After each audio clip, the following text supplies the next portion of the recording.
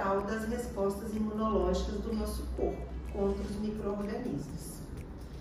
O sistema imunológico é a principal linha de defesa do organismo e ele desempenha um papel essencial ao identificar e combater ameaças que podem ser infecciosas, como bactérias, fungos e parasitas, ou não infecciosas, como as toxinas.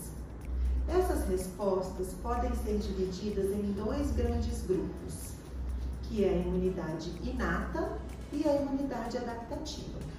A imunidade inata é a nossa primeira linha de defesa. Ela é muito rápida, mas ela é inespecífica. Ela utiliza barreiras físicas como a pele e as mucosas, e os mecanismos químicos como as enzimas presentes na saliva e também no estômago. Além disso, conta com células especializadas como macrófagos e neutrófilos.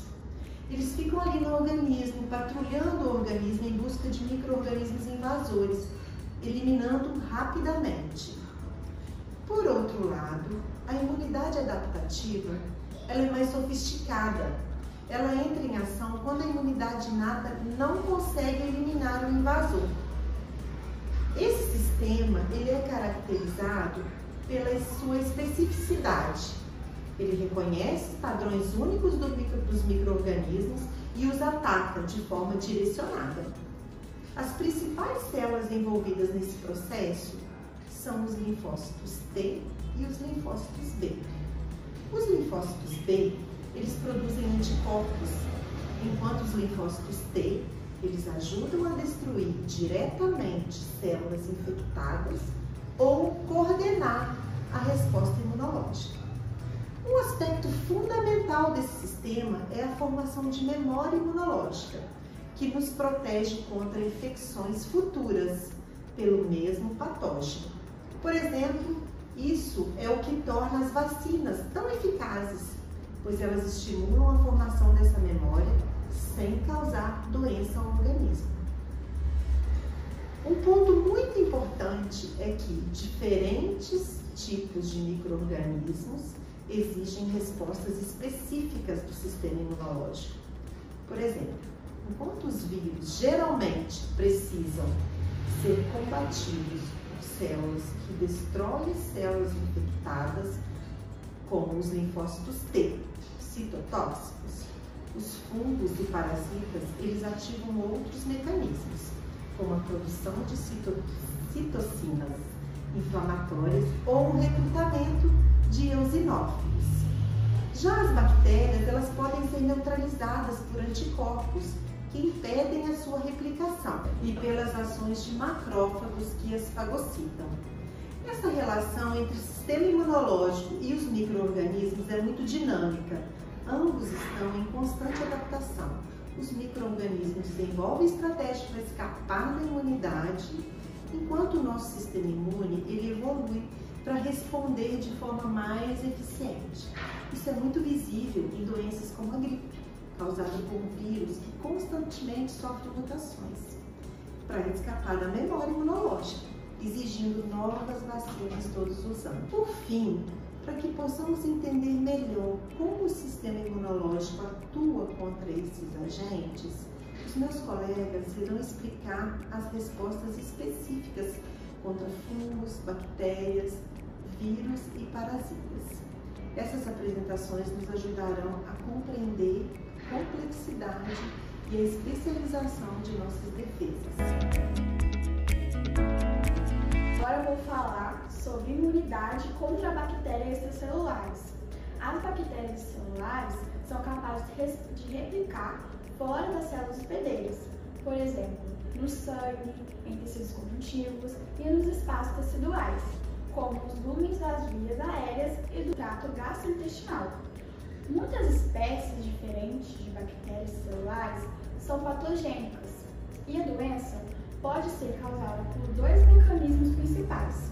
Em primeiro lugar, essas bactérias induzem inflamação, o que resulta na destruição dos tecidos no local da infecção. Em segundo lugar, as bactérias produzem toxinas, que têm diversos efeitos patológicos. As toxinas podem ser endotoxinas, que são componentes da parede celular bacteriana, ou exotoxinas, que são secretadas pelas bactérias. Muitas exotoxinas são citotóxicas e outras causam doença por vários mecanismos.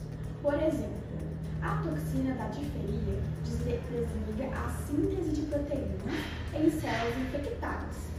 A toxina da cólera interfere no transporte de íons e de água. A toxina do tétano inibe a transmissão neuromuscular. E a toxina antraz interrompe várias vias bioquímicas de sinalização essenciais nas células infectadas. Outras exotoxinas interferem nas funções celulares normais sem destruir a célula. Outras exotoxinas ainda estimulam a produção de citocinas, que podem causar doença. Bom, na imunidade inata, os principais mecanismos contra a bactéria extracelular são a ativação do complemento, a fagocitose e a resposta inflamatória.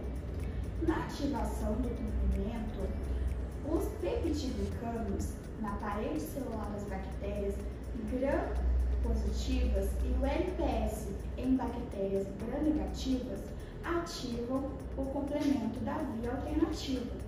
As bactérias que apresentam manose em sua superfície podem ativar o sistema complemento pela via das lectinas, por meio da ligação à lectina da ligação à manose.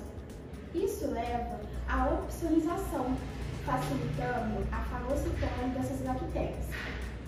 A ativação do complemento também resulta na formação do complexo de ataque à membrana, que causa a lise bacteriana, especialmente em espécies de Neisseria, que são mais suscetíveis devido à sua parede celular fina. Além disso, os subprodutos da ativação do complemento promovem uma resposta inflamatória, recrutando e ativando leucócitos. Na ativação de fagocitose, de fagócitos e inflamação, os fagócitos, como neutrófilos e macrófilos, utilizam diversos receptores de superfície para reconhecer e combater bactérias extracelulares. Receptores de mannose e Scramble auxiliam na fagocitose de micro-organismos, enquanto receptores FC de complemento reconhecem bactérias opsonizadas, facilitando sua captura.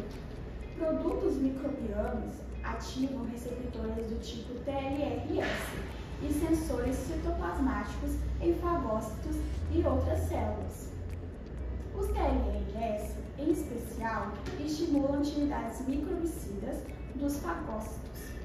Além disso, células dendríticas e fagócitos ativados pelos micro-organismos secretam citocinas, que induzem a infiltração de leucócitos no local da infecção, promovendo a inflamação.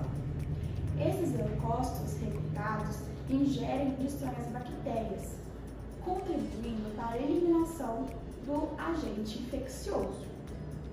Agora, na imunidade adaptativa, a imunidade humoral é uma importante resposta imunológica protetora contra bactérias extracelulares. Funciona para bloquear a infecção, para eliminar os micro-organismos e para neutralizar suas toxinas. As respostas dos anticorpos contra bactérias extracelulares focam nos antígenos da parede celular e nas toxinas associadas, que podem ser polissacarídeos ou proteínas.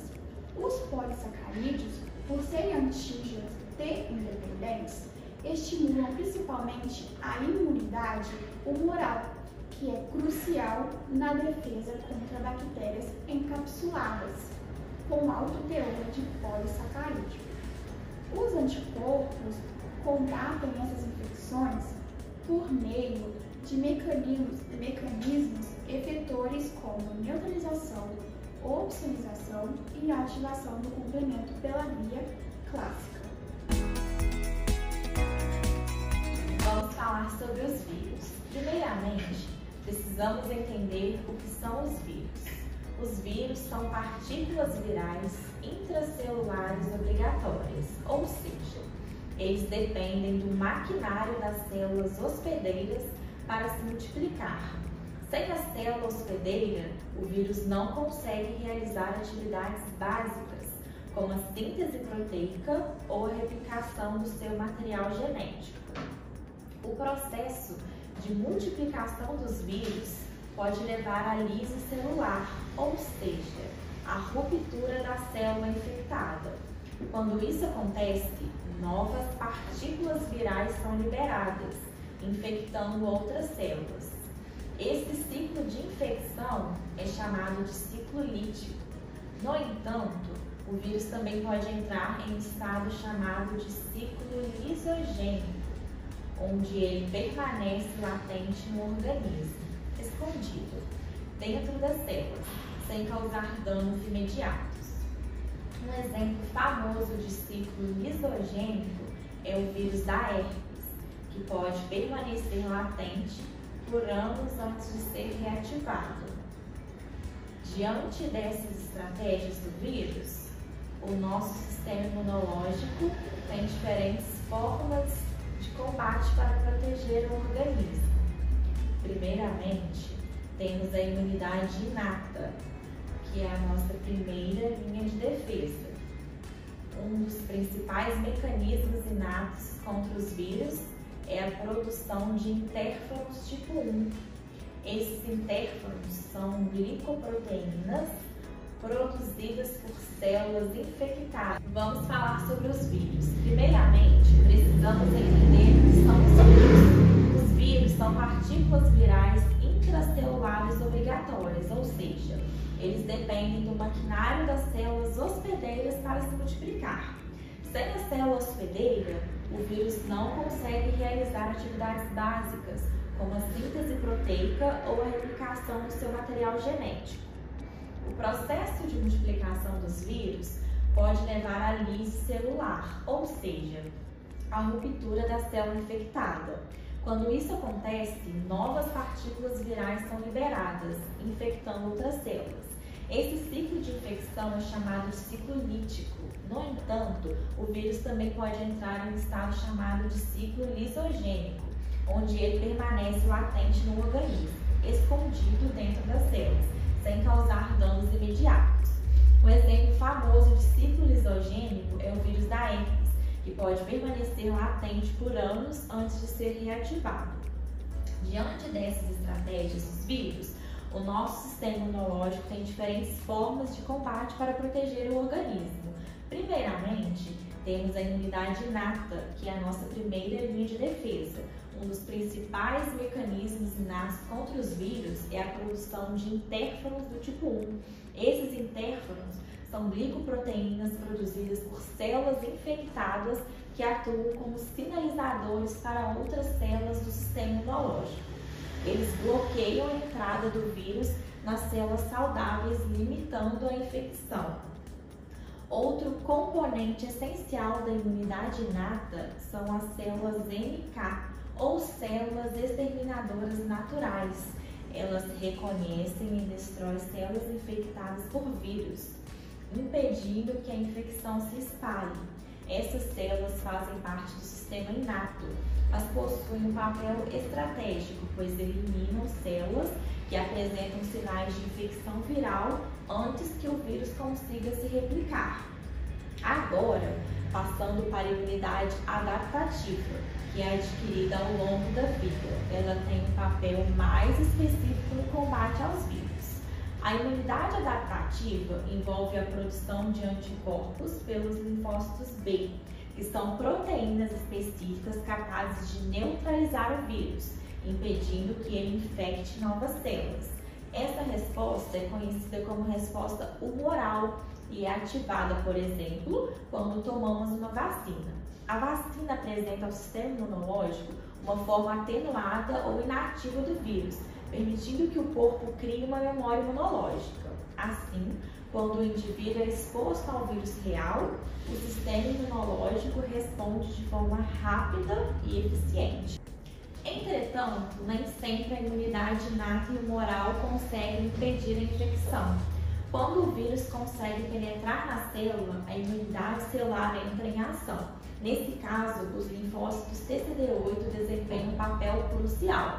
Eles reconhecem células infectadas por meio de antígenos apresentados pelo complexo MHC classe 1, que é como a identidade da célula infectada. Quando identificam uma célula infectada, os linfócitos TCD8 liberam grânulos contendo substâncias citotóxicas, como a perforina e granzimas, que destroem a célula infectada e ajudam a encerrar o ciclo de infecção. É importante lembrar que a relação entre os vírus e o sistema imunológico é como uma corrida evolutiva. Os vírus desenvolvem estratégias para escapar da imunidade, como mutações que alteram seus antígenos, enquanto o sistema imunológico evolui para reconhecer e combater essas novas ameaças. Um exemplo disso é o vírus da gripe, que sofre mutações frequentes, exigindo novas vacinas anualmente. Entender os mecanismos de defesa do nosso corpo contra o vírus é fundamental não apenas para o tratamento das infecções, mas também para o desenvolvimento de estratégias de prevenção, como vacinas e medicamentos antivirais. Isso mostra como a imunologia é uma ferramenta indispensável na luta contra os vírus. Continuando a nossa discussão sobre o sistema imunológico e os micro-organismos, agora vamos falar sobre como o corpo humano combate os parasitas. Os parasitas, por serem organismos tão diversos, apresentam desafios únicos para o sistema imunológico. Eles podem ser protozoários, como a malária, que é intracelular, ou muitos que são organismos multicelulares e geralmente extracelulares.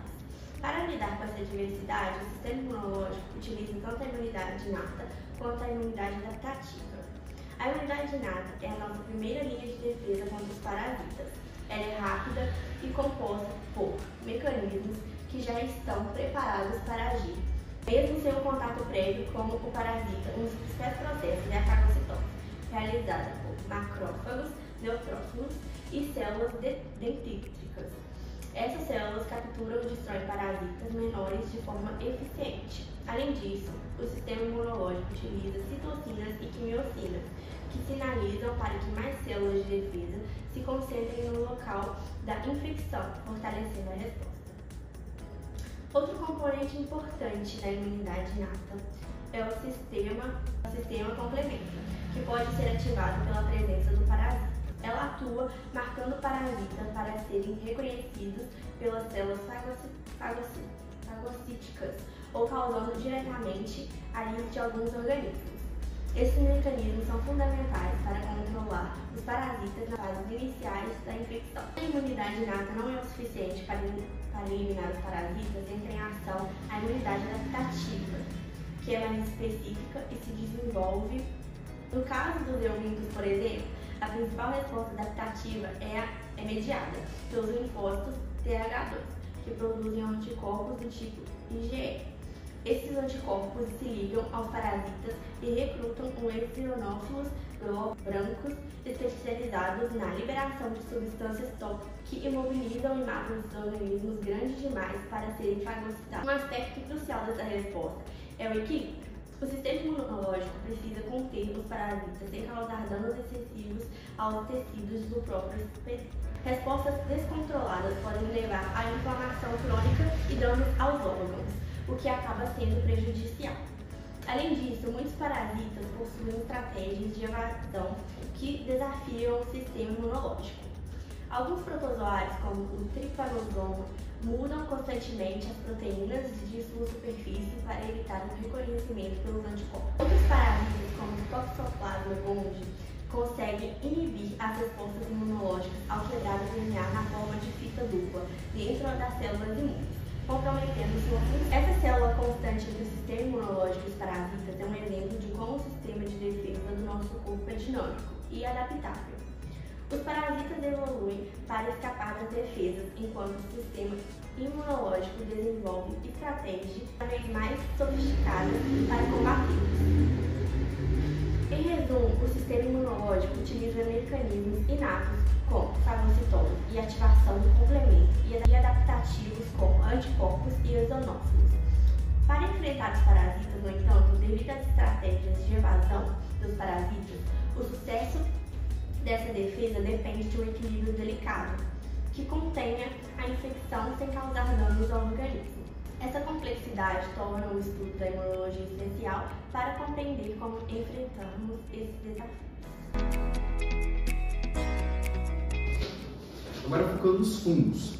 Os fungos são micro-organismos oportunistas, ou seja, eles geralmente convivem bem com a gente, mas podem causar infecções graves, principalmente em pessoas com sistema imunológico enfraquecido.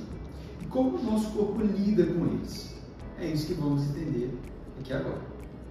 Bom, para começar, o sistema imunológico utiliza dois tipos principais de defesa que vocês já conhecem. O primeiro é a imunidade inata e o segundo é a imunidade adaptativa. Esses dois sistemas trabalham juntos para identificar e eliminar esses invasores. A imunidade inata é como a nossa linha de defesa inicial. Ela é rápida, inespecífica e funciona como um alarme que dispara assim que os fungos entram no corpo. Interessante, né? O reconhecimento dos fungos acontece por meio de receptores, chamados de PRRS, receptores de reconhecimento de padrões. Esses receptores são como detectores de invasores, que reconhecem componentes da parede celular dos fungos, como beta-glucanos e as mananas. Esses PRRS, que estão presentes em células como macrófagos, neutrófilos e células dendritíficas, ativam a resposta do sistema imunológico. Essas células fagocitam os fungos, ou seja, literalmente engolem eles e destroem os invasores. Além disso, elas produzem citocinas e quimiocinas, que recrutam mais células de defesa para o local de infecção, formando uma verdadeira equipe contra os fungos. Outro aliado importante aqui é o sistema complemento, que ajuda a marcar os fungos. Pensa como uma etiqueta de alvo, que diz sistema imunológico exatamente onde deve atacar. Mas se a imunidade inata não for suficiente para eliminar os fungos, entra então em ação a imunidade adaptativa, que é mais específica, e direcionada. Aqui os linfócitos T têm um papel crucial. Os linfócitos TH1 ativam os macrófagos para controlar os fungos que vivem dentro das células, como o histoplasma, o capsulato. E já os linfócitos TH17 são responsáveis por recrutar neutrófilos e promover inflamação, sendo essenciais contra fungos extracelulares, como a Candida albicans. Não podemos esquecer, pessoal, dos anticorpos. Embora eles não sejam tão importantes para combater os fungos quanto para vírus ou bactérias, eles ajudam na neutralização e na opsonização. O que é isso? É o processo de marcar os fungos para que o sistema imunológico os reconheça mais facilmente. Agora, os fungos também têm suas próprias estratégias para escapar da nossa imunidade. Alguns, como o Cryptococcus neoformans, conseguem evitar a ativação dos macrófagos. Outros, como o histoplasma, sobrevivem dentro dos próprios macrófagos, o que dificulta muito o combate. É como se eles fossem mestres do disfarce, escondendo-se dentro do próprio exército inimigo. Agora, um ponto importante. Pessoas com sistema imunológico enfraquecido, como pacientes com HIV, aqueles que fazem tratamento imunossupressor ou que têm neutropenia, correm muito mais risco de infecções fúngicas graves. Nessas situações, o equilíbrio entre imunidade inata e adaptativa é ainda mais crítico. Então, resumindo, o sistema imunológico combate os fungos com uma combinação de respostas inatas, como fagocitose, sistema complemento, e adaptativos, como a ativação dos linfócitos T e a produção de anticorpos. Mas, como vimos, os fungos não são inimigos fáceis, e essa batalha entre nosso corpo e os micro-organismos oportunistas é um exemplo de como o sistema imunológico é dinâmico e complexo. Bom, pessoal, espero que vocês tenham conseguido entender melhor como o nosso corpo reage aos micro-organismos e o que torna um desafio tão interessante aprender sobre imunologia. Obrigado por assistir até aqui e até a próxima.